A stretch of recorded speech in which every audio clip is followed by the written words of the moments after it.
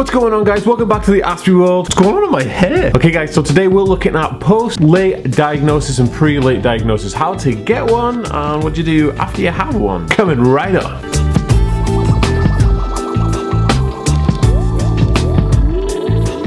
Hey guys, and welcome back to the Aspie world. What's going on with my hair? I'm just going to read a comment from my YouTube comments. This one is from Sarah Shazmina, and they said, I gave every hack of yours a try. Most of them really helped me. Hugs from Denmark. Cool, awesome. I'm so happy that my 5 autism life hacks actually helped you. If you like that type of video, please give this video a thumbs up and I'll do more of those type of videos. And if you'd like me to read out your comment, please make sure you hit that bell icon on desktop and mobile, so I'll be picking from the first 30 commenters to read out one of those comments at the beginning of every video. Before we get started, guys, I'd just like to let you know that my book, Become the Force, is out now in the USA and it will be out on the 16th of November in the UK, and the link to buy it is below. So if you're interested in reading a bit more about my life and philosophy based on Star Wars, then please check out my book. So this video has been highly requested. Now people want to know, all about late diagnosis. So I'm a late diagnosis. I was diagnosed when I was 26 with Aspergers Syndrome, which is crazy because most people get diagnosed when they're children. And this is kind of cool because there's this big kind of wave of people now being diagnosed, and the reasons for being diagnosed late is because, let's put it this way, diagnosing people with autism and Asperger's syndrome really came into popularity at the beginning of the 2000s, late 90s, early 2000s, and this was then fed from the North American side of the world and then obviously over to Europe and everywhere else. And one of the interesting things about it was that it was more younger kids, so they were looking for hallmarks in younger kids and things that stood out for that diagnosis. Of course, people of my generation and older would have been way past that bracket of being real children in that time, and it would have been more like teenagers and young adults. Of course, nobody's looking at diagnosing a teenager or a young adult back then. They were kind of just looking at children because it was kind of, that was their way of searching for it.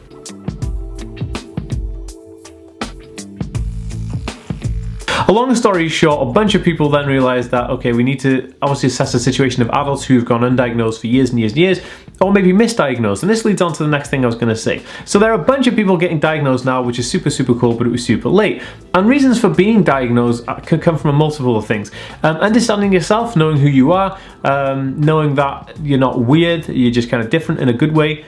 There's also the access to help. So if you get diagnosed later on in life, maybe you'll be able to have access to help, like benefits or support networks or support through your local government that will actually help you improve your quality of life where you may find things difficult, which is actually a super, super good thumbs up. So I'm just going to go over the process of getting a diagnosis, and then we'll talk about what to do after you get a diagnosis. So going for a diagnosis late, let's do it in this order.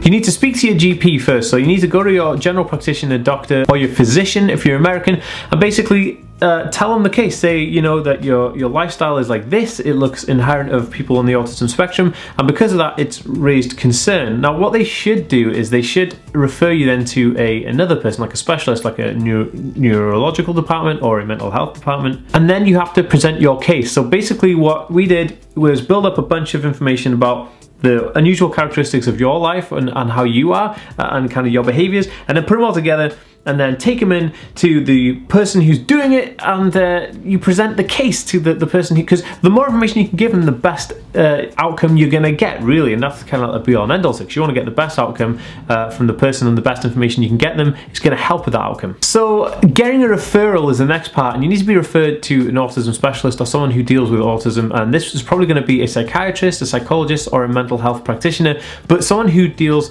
almost exclusively in autism or is very trained in it, so they understand the condition. Once you get the referral, then they will set you up for a formal diagnosis. Now, a formal diagnosis will consist of all different types of tests and interviews and stuff, and you can also take somebody with you as well. Sometimes it's advised, so you have someone there to help communicate the stuff because of some difficulties that you may have, and that's kind of cool as well. Also, something I forgot to mention, but if the doctor isn't able to understand what you mean, because let's think about this, not all doctors, GPs, general practitioners, or physicians are trained in autism. I think it's less than less than 40% actually know about the condition. So one of the things that I would advise is taking in some information about the condition so they can have a read of it first. There's a link in the description below to a guidelines that you can print off and take with you to a doctor, so the doctor has like a background of autism and Asperger's, and that'll be a really good first point of contact. And once you get your formal diagnosis, then the formal diagnosis will come into play. It'll tell you exactly what type of condition you've got, and then you'll have that diagnosis you can take forward then.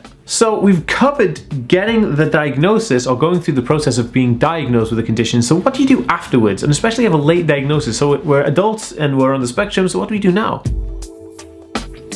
So one of the things that I would advise would be that you need to kind of, now you've got the diagnosis, you need to sit down and understand, you know, what is autism. So when I was diagnosed, we didn't really know much about Aspergers Syndrome or autism, so we went online to try and find stuff. There wasn't lots of information out there. This is why I've made this channel in the first place, but there was some bits of information on there, but now there's a vast library of information. I've actually included a small guide about dealing with after diagnosis, which is available for download, and you can follow the link below in the description for that as well. So this is what I would do. I would look at information that will help. So if you need access to support, now you have the diagnosis, you can go and access that support. If you need access to beneficial help from maybe financial or governmental, then you can go and access that support now because you have that diagnosis. So start the procedures to go and get the access to help that you are entitled to.